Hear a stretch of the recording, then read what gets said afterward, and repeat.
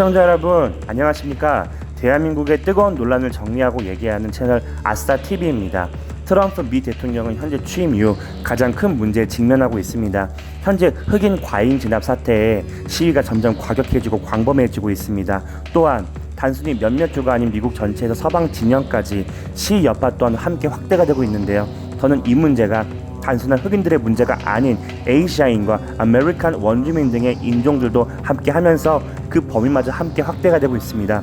트럼프 대통령은 현재 연일 한국의 시위와 비교되면서 스트레스를 받고 있다는데요. 아싸TV와 함께 알아보겠습니다. 미국은 현재까지도 진행 중인 시위 사태에 대한 불안감에 휩싸이고 있습니다. 미국은 개인의 총기 소유가 허락된 만큼 치안력 공백에 불안감이 커지고 있는 것입니다. 실제 미국에서는 현재 일부 백인들이 경찰력이 시위대에 쏠린 현 상황을 이용해 상점을 털어서 문제가 되고 있습니다. 치안력의 공백과 시위 강도가 점점 강해짐에 따라서 일각에서는 90년대 LA 폭동이 재현될 수 있다는 공포에 휩싸이고 있는 것입니다. 일부 공화당 간부와 백악관은 주 지지층 백인층의 요구대로 법과 질서를 수호하기 위해서 군대를 투입해야 한다는 발언까지 나왔는데요. 폭동이 일어나도 고민해야 할 군대 투입을 아직 폭도화되지 않은 시위대에게 경고한 것은 시기상조라는 평가가 나오고 있습니다. 트럼프 대통령님, 군대를 투입한다고 해서 과거 닉슨 대통령 때처럼 백인층의 압도적 지지를 끌어내시려나 본데요. 그때는 68년이고 지금은 20년이에요. 아니 이게 몇 년도 아니고 몇십 년 전 선거 전략을 이제야 꺼내옵니까? 네? 트럼프 대통령은 본인의 지지율을 위해서 미국의 분열을 이용하겠다는 것인데요. 현 문제가 정치권의 이해와 지지율에 따라 현 문제에 대한 시각이 분열되어가고 있는 것입니다. 만약 미국에서 과거의 LA 폭동 사건과 같이 폭동 사건으로 이어진다면 흑인 문제에 민감해진 경찰들은 특정 지역으로의 확대를 막을 뿐 적극적인 행동을 하지 않을 가능성 또한 제기되고 있는데요. 이런 상황 속에서 미국은 현재 저번 영상에서도 소개해드린 루프탑 코리아, 우리 한인의 거점 수비를 기억해내는 것입니다. LA 폭동 당시 미국의 대통령이던 아버지 부시 대통령은 본인과 공화당의 주 지지층이던 백인을 위해서만 경찰권 사용했습니다. 그래서 당시 경찰들은 백인 거주 지역에만 우선 배치가 됐는데요. 이 때문에 LA 폭동 세력은 백인 거주 지역으로 향하지 못하고 코리아 타운으로 향했습니다.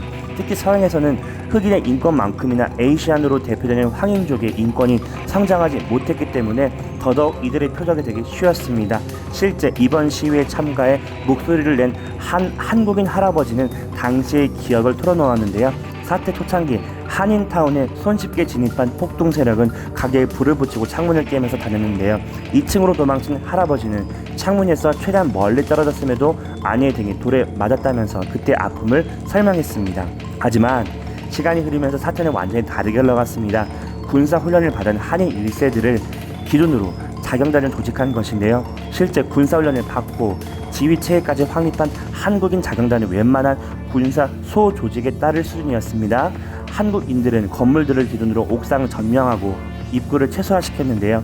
이 모습이 알려진 후 은퇴한 미국 간부는 설사 미군이라 해도 당시에 코리아타운을 침입하기 힘들 것이다. 만약 침입한다고 하더라도 엄청난 희생을 감수해야 했을 걸 이라며 극찬을 퍼부었죠. 하지만 단순히 수비를 잘해서 알려졌다면 현재까지 그 유명세를 남기지 못했을 것입니다.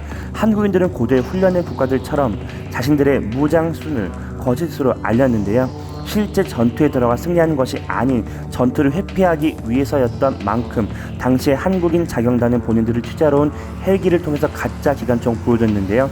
그뿐만 아니라 가짜 수류탄들을 대거 제작해 공개함으로써 당시의 폭도 세력들에게 한국인 자경단이 중부장했다는 가짜 정보를 퍼뜨려 코리아타운에 진입해 공포를 심어줬습니다.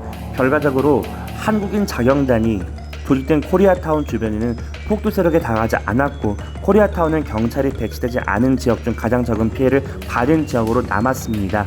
폭동이 끝나고 이런 사실이 알려지자 미국 언론과 국민은 한국인 자경단을 조사하기 시작했는데요. 미국 수정헌법 제2조에 의거한 자율규율된 민병대를 통한 지역 방어와 무기 보유를 이용한 자가 방어를 지킨 모범적인 사례이기 때문이지요.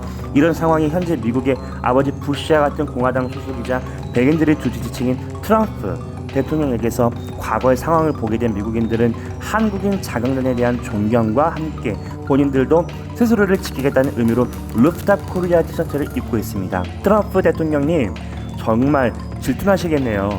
국민을 나눠가면서 지지율 끌어올리려고 하는데 정작 우리 한국인들은 자신을 지켰는데도 존경받고 있으니까요.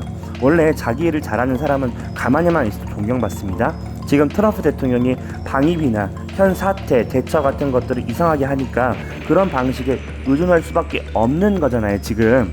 또한 우리 자랑스러운 대한민국의 2016년 촛불혁명 때의 모습도 재조명되고 있는데요. 우리 위대한 대한민국 국민 여러분, 당시 우리의 평화 시위는 이미 수차례 관심을 받고 있습니다. 이번 주인공은 우리 대한민국의 자랑스러운 정부와 법원입니다. 시위 때 경찰의 치안력 소모를 최소화하기 위해서 대부분의 나라는 시위의 시간과 장소를 법원에 제출을 하고 있습니다. 하지만 특정 지역에 대해서는 시위 장소를 금지하고 있습니다. 우리나라의 경우 청와대가 그 대표적인 예시입니다. 그런데도 법원은 2016년 촛불혁명 당시에는 청와대 100m 앞까지 시위를 허락한 전적이 있습니다.